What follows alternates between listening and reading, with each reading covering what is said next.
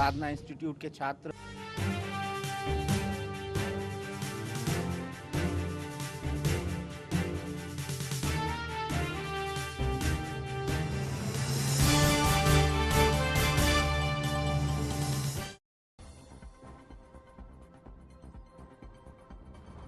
दिल्ली में फिर आया कोरोना वायरस। पिछले 24 घंटे में कोरोना के 23 मामले। स्वास्थ्य मंत्री ने कहा, घबराने की जरूरत नहीं।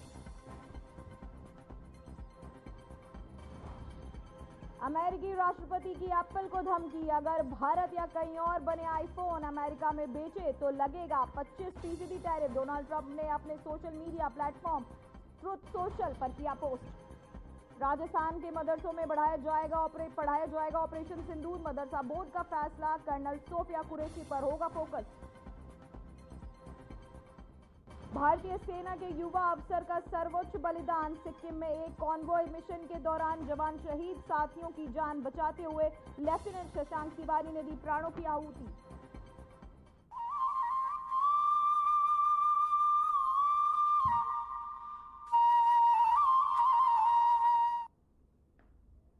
नमस्कार, मैं हूं पूजा सिंह और हमारा उत्तराखंड के इस खास बुलेटिन में आपका स्वागत है। चलिए रुक करते हैं आज की कुछ खास बड़ी खबरों का।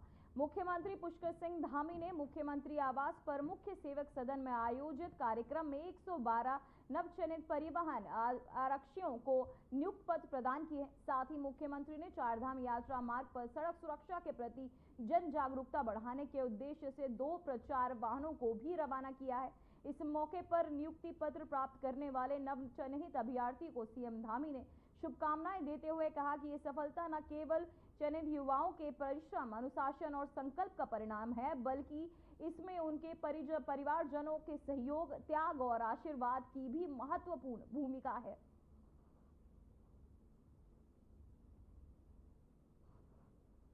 सीएम धामी ने बांटे नियुक्ति पत्र। तो वहीं मुख्यमंत्री पुष्कर सिंह धामी की पहल पर हल्द्वानी में एक अत्याधुनिक नवो भवन का निर्माण कार्य तेजी से चल रहा है। इस भवन के विभिन्न सरकारी विभाग ही एक छत के नीचे संचालित होंगे, जिससे नागरिकों को कई सुविधाएं एक स्थान पर ही सुलभ हो सकेंगी। तो वहीं मुख्यमंत्री धामी ने बताया कि यह भवन प्रशासनिक प्रक्रिया को सरल बनाने के साथ साथ सेवाओं की दक्षता और पारदर्शिता भी बढ़ाएगा। स्थानीय लोगों ने इस कदम का स्वागत करते हुए मुख्यमंत्री के प्रयासों की सराहना की है।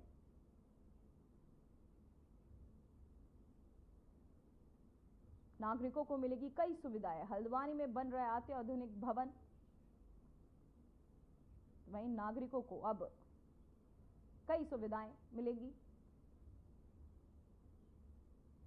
तो वहीं उत्तराखंड के मुख्यमंत्री पुष्कर सिंह धामी ने कुशल वित्तीय प्रबंधन के परिणाम स्वरूप राज्य के पूंजीगत परिव्यय में महत्वपूर्ण वृद्धि हुई है। ये वृद्धि विकास परियोजनाओं को गति देने और बुनियादी ढांचे के सुधार के लिए आवश्यक संसाधनों को सुनिश्चित करने में सहायक होगी। तो वहीं मुख्यमंत्री ने इस पहल की सराहना करते हुए कहा कि यह विकास की दिशा में एक महत्वपूर्ण कदम है और इससे राज्य में आर्थिक प्रगति को बढ़ावा मिलेगा।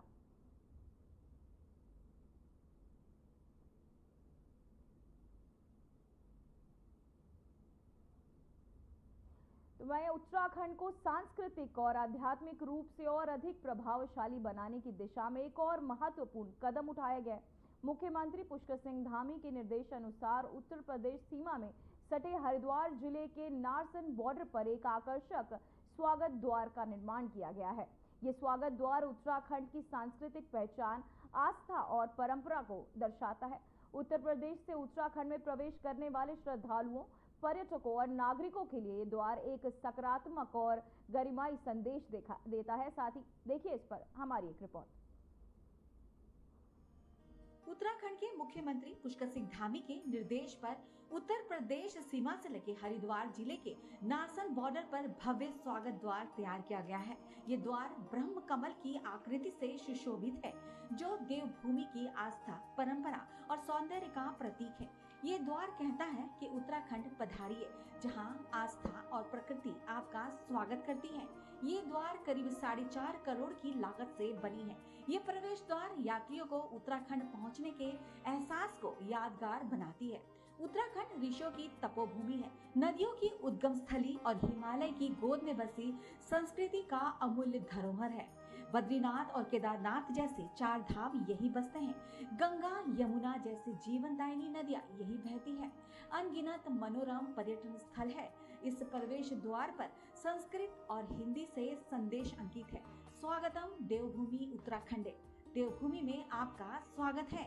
मुख्यमंत्री धामी ने पहले ही स्पष्ट कर दिया है कि उत्तराखंड की सीमाओं को सुदृढ़ और पहचान योग्य बनाया जाए ताकि राज्य की छवि को नई ऊंचाइयों तक पहुंचाया जा सके। नारसन बॉर्डर पर यह पहल उसी दिशा में एक अहम प्रयास है।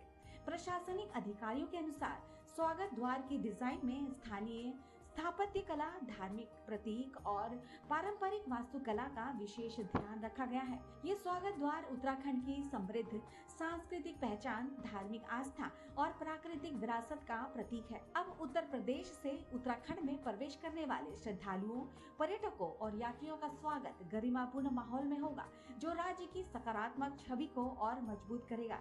ये न सिर्फ राज्य की गरिमा बढ़ाएगा बल्कि पर्यटकों के लिए एक आकर्षण का केंद्र भी बनेगा। Bureau report, Aryan TV. तो वहीं आज भारत ने पाकिस्तान के खिलाफ अपनी कार्यवाही और वीर सैनिकों का सम्मान करते हुए तिरंगा स्वाभिमान यात्रा का सफल आयोजन किया।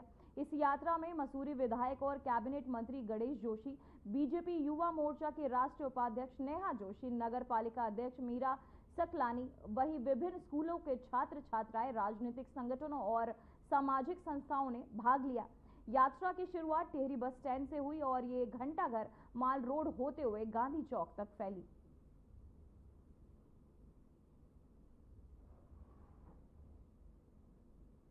तो वहीं यात्रा की शुरुआत टिहरी बस स्टैंड। पूरा मसूरी यहाँ मॉल रोड पर निकला है अपने जवानों को, अपनी सेना को ये एक मैसेज देने के लिए कि हम हर पल आपके और आपके परिवारों के साथ खड़े हैं।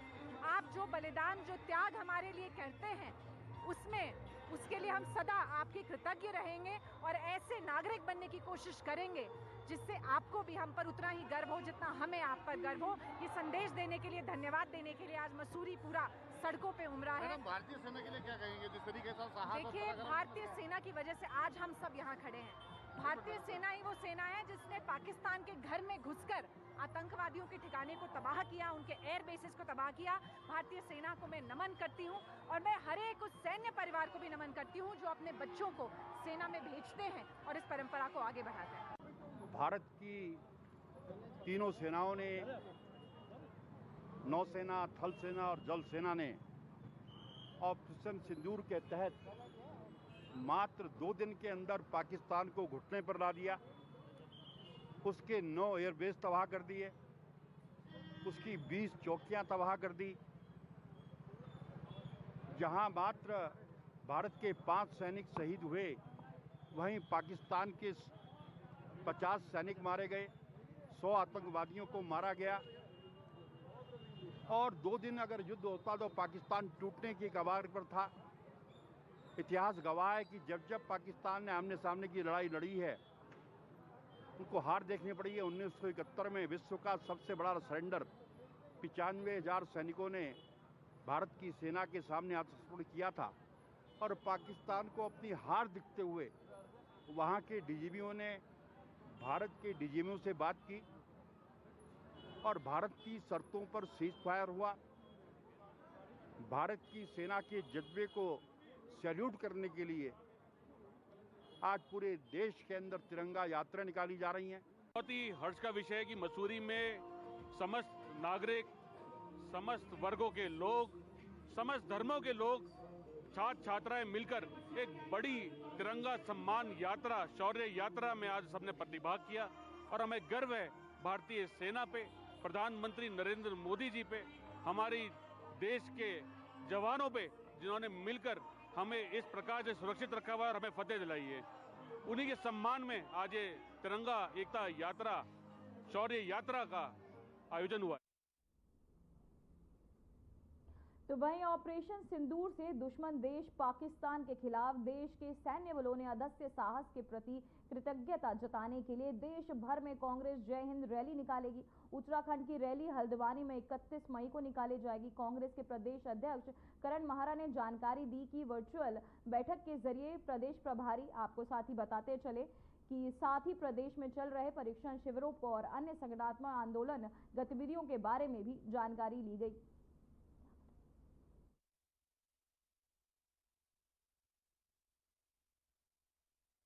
पाकिस्तान और हिंदुस्तान के बीच में जो कुछ हुआ और उसमें जो वीरता, साहस और पराक्रम हमारी फौजों ने दिखाया है, उसको लेकर एक झंडा रैली हल्द्वानी में सुनिश्चित की गई है। क्योंकि एक संविधान बचाओ रैली हमारी देहरादून हो चुकी, जिसमें सचिन पायलट जी आए थे। ये 31 तारीख को इसी महीने हल्द्वानी में झंडा रैली के नाम से होगी। एक बड़ी भव्य रैली ये होने जा रही है। इसमें सेना के तो वहीं कांग्रेस के वरिष्ठ नेता हरीश रावत हाल ही में अल्मोड़ा पहुंचे, जहां हरीश रावत ने देश की सुरक्षा को लेकर गंभीर चिंता जताते हुए कहा कि इस मसले पर सभी राजनीतिक दलों और संगठनों को एकजुट होना चाहिए। साथ ही उन्होंने कहा कि भारत के सामने पाकिस्तान, बांग्लादेश और चीन पहले से ही चुनौती खड़ी करते रहे हैं और अब अफगानिस्तान भी इसमें शामिल हो गया है। यहाँ तक कि नेपाल भी इस चुनौती में कूद सकता है, जिससे भारत के लिए नई सुरक्षा चुनौतियां उत्पन्न हो सकती हैं। सारी बातें कहने की हैं, लेकिन अभी हम चाहते हैं कि हमारा एकता का ही संदेश देश और दुनिया में जाए, क्योंकि एक नया गठजोड़ उभर रहा है। पाकिस्तान, अब उसमें अफगानिस्तान को लेने की भी कोशिश हो रही है, चीन, बांग्लादेश का, और उसमें नेपाल कब कूद पड़ेगा कुछ समझ में नहीं आ रहा है। तो नई चुनौतियां नई तरीके की खड़ी हो। तो वहीं उत्तराखंड बीजेपी में लंबे समय से नए प्रदेश अध्यक्ष की ताजपोशी का इंतजार हो रहा है। इसको लेकर उत्तराखंड बीजेपी प्रदेश प्रभारी दुष्यंत गौतम का बयान सामने आया है। तो वहीं आपको बताते चले कि प्रदेश प्रभारी ने जानकारी दी है कि प्रदेश अध्यक्ष के लिए प्रक्रिया चल रही है।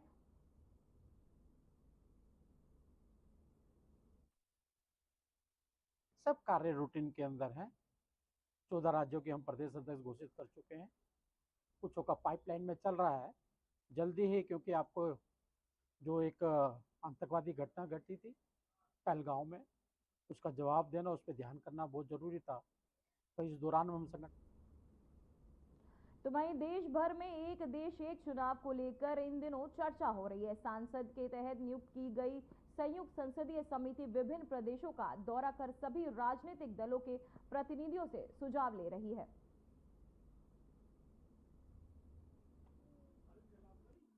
देखिए, वन नेशन वन इलेक्शन जो लागू करने की बात करी जा रही है, वो निश्चित तौर पर जनता को सीधा सीधा इससे फ़ायदा होने वाला है, क्योंकि समय समय पर कभी पंचायत चुनाव, कभी निकाय चुनाव, कभी विधानसभा चुनाव, कभी सांसदीय चुनाव, ये चुनाव जब लगातार होते रहते तो इससे जो आने वाले कार्य होते हैं, जो सरकारी कार्य होते हैं, आचार संहिता लगने के कारण वो जनता के का लाभ में नहीं होते, उनको रोक दिया जाता है। फिर जब होते हैं चुनाव फिर उसको लागू कराया जाता है।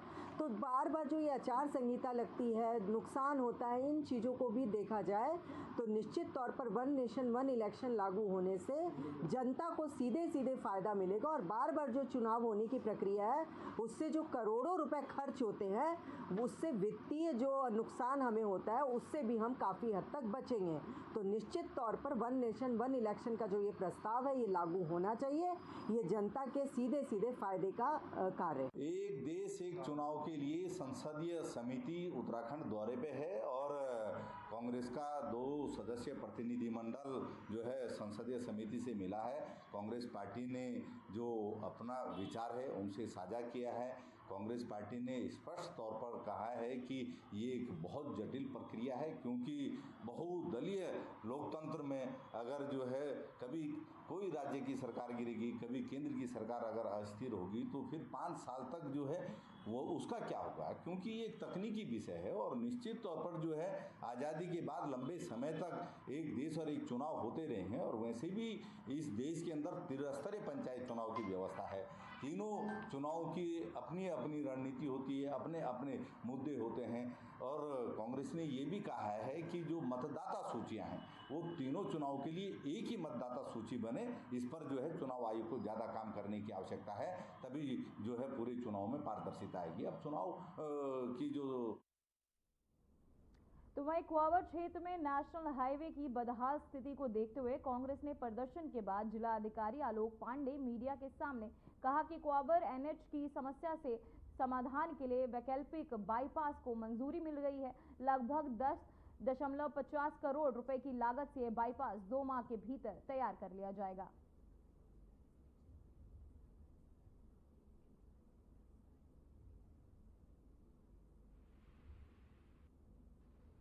और कुआरव के बारे में जानते हैं कि पिछले सितंबर से ये घटना शुरू हुई है और एक भौगोलिक घटना है। और जिस तरह का टेक्टोनिक मूवमेंट वहाँ हो रहा है और चट्टानें दरक रही हैं, तो वाकई लेकिन आपको जिला प्रशासन को भी देखना पड़ेगा कि कुआरव में लगातार हमारा ट्रैफिक जारी है और कभी भी ऐसी स्थिति नहीं होती कि यातायात हमें रात्रि को छोड़ के बंद करना पड़ा हो। वहाँ हमारी 2 JCB 2 पोकलैंड 24 घंटे तैनात रहती हैं और भारत सरकार भी इसके लिए प्रयास कर रही है। और माननीय अजय टम्टा जी जो ये गृह क्षेत्र भी है, हमारे परिवहन राज्य मंत्री जी भी हैं, उनके प्रयास से अब तक 86 करोड़ रुपया ये स्वीकृत हो चुका है। तो ये बड़ा महत्वपूर्ण है कि सिर्फ 100 मीटर के लिए 86 करोड़ रुपए स्वीकृत हुए हैं। लेकिन आपदा की स्थिति है। और आज एक और महत्वपूर्ण घटना हुई है कि एक हमारे अल्टरनेट रूट के लिए जो हमने प्रस्ताव किया था 10.5 करोड़ का, उसकी भी स्वीकृति मिल गई है और उससे अल्मोड़ा की दूरी में सिर्फ 1 किलोमीटर का अंतर पड़े। तो वहीं हल्द्वानी विधानसभा क्षेत्र के विधायक सुमित हरदेश ने अपने आवास पर लोक निर्माण विभाग, सिंचाई विभाग, कुमाऊं मंडल विकास निगम और साथ ही मंडी परिषद और जल संस्थान के अधिकारियों के साथ एक महत्वपूर्ण समीक्षा बैठक की। इस बैठक में क्षेत्र में चल रहे और पूर्ण हो चुके विकास कार्यों की विस्तार से समीक्षा की गई।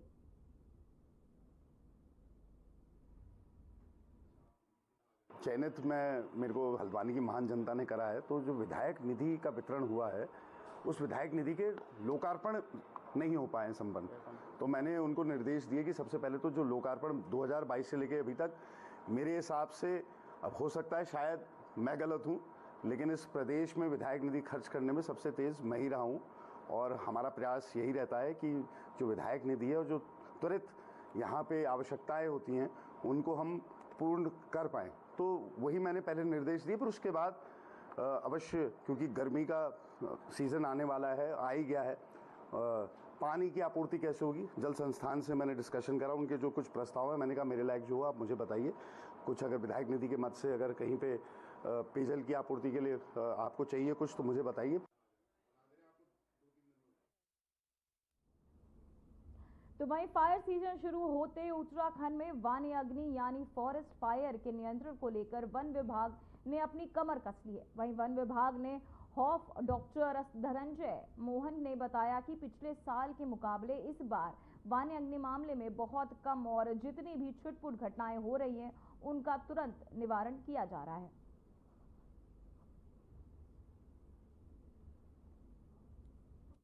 देखिए, आपने ठीक कहा, इस साल वनाग्नि की घटनाएं बहुत कम हैं पिछले साल के मुकाबले।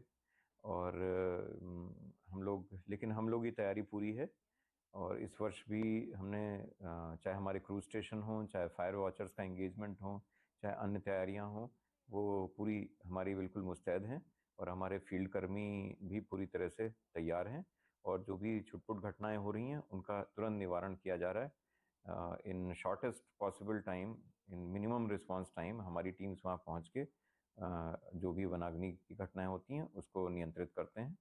और इस साल तो हमने बहुत सारे नवाचार किए हैं जो कि निसंदेह हमें और ज़्यादा मदद कर रहे हैं, चाहे वो डिजिटल मैनेजमेंट हो, ऐप और integrated control and command system के माध्यम से, चाहे वो चीड़ पिरूल की बढ़ी हुई दरें जो हमारी सरकार द्वारा किया गया है 3 रुपये से 10 रुपये, उसके कारण अधिक चीड़ पिरूल का कलेक्शन और उससे जुड़ी हुई जो तैयारियां हैं वो हों, चाहे वो IMD के साथ हमारा MOU हो जो कि हमको लगातार कस्टमाइज्ड वेदर रिपोर्ट दे रहा है।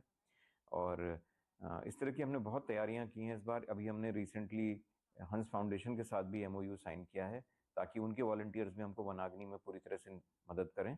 तो इस तरह से हमने बहुत सारी नए नवाचार किए हैं इस साल जिनसे हमको तो वहीं 38वें राष्ट्रीय खेल में उत्तराखंड के विजेता और इंटरनेशनल स्तर पर बेहतर प्रदर्शन करने वाले खिलाड़ियों को जल्द धनराशि मिलने जा रही है। इसके लिए शासन ने 15 करोड़ की धनराशि स्वीकृति दी है। वहीं खेल विभाग के निदेशक प्रशांत आर्य ने बताया कि विजेता खिलाड़ियों के तहत 31 मई तक आवेदन मांगे गए हैं, जबकि अभी तक काफी संख्या में आवेदन आ चुके हैं। इसके बाद स्क्रूटनी टीम आवेदनों की जांच पड़ताल करेगी।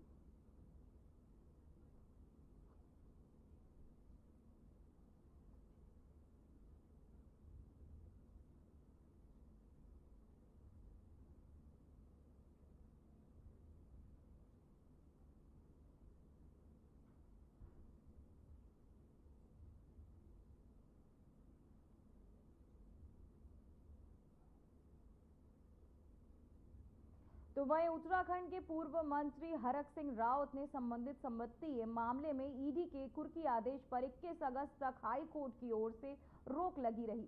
वहीं न्यायमूर्ति पंकज पुरोहित की एकल पीठ ने के समक्ष आपको बताते चले कि मामले की सुनवाई हुई। साथ ही मामले के अनुसार उत्तराखंड उच्च न्यायालय के पूर्व मंत्री और कांग्रेस नेता हरक सिंह रावत ने जुड़े 101 बीघा भूमि की कुर्की अपने ईडी के आदेश पर रोक लगा दी गई थी।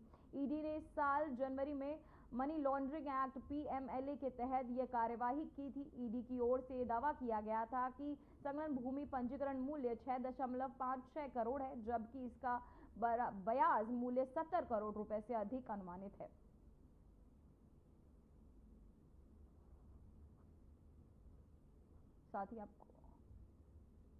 साथ ही आपको बताते चले कि मुख्यमंत्री पुष्कर सिंह धामी के नेतृत्व में राज्य में आत्मनिर्भरता बढ़ाने और पहले से सफल रही, जिसमें पलायन में कमी आई है। साथ ही शिक्षा, रोजगार, कृषि और पर्यटन क्षेत्रों में सरकार के तहत शुरू किए गए कार्यक्रमों में युवा को स्थानीय अवसर प्रदान किए गए। वहीं सीएम धामी ने बताया कि इन उपायों में न केवल रोजगार के नए अवसर बने हैं, बल्कि राज्य की आर्थिक विकास भी तेज हुआ है। स्थानीय जनता ने मुख्यमंत्री के प्रयासों की सराहना की है और राज्य के समग्र विकास की और उनकी भागीदारी की उम्मीद जताई है।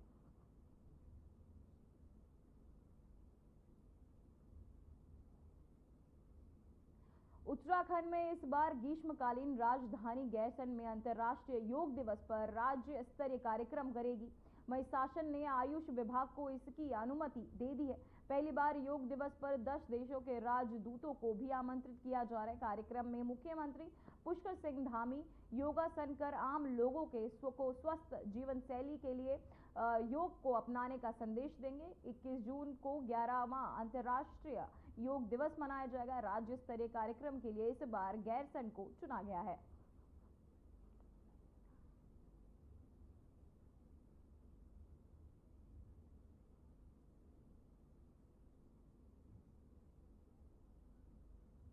तो वहीं देहरादून शहर में विभिन्न प्रमुख स्थलों के सौंदर्यीकरण का कार्य तेजी से चल रहा है, जिसमें प्रमुख ऐतिहासिक स्थल घंटाघर भी शामिल है। जिलाधिकारी की निगरानी में घंटाघर चौक को आधुनिक रूप देने और यातायात के लिए सुगम बनाने का प्रयास किया जा रहा है। इस परियोजना के तहत शहर के चौक चौराहों को पारंपरिक एवं पौराणिक शैली में सौंदर्यीकृत किया जा रहा है। इन सुधारों से जहां यातायात प्रबंधन में मदद मिलेगी, वहीं घंटाघर का नया रूप इसे पर्यटकों के लिए आकर्षक केंद्र बनाया गया।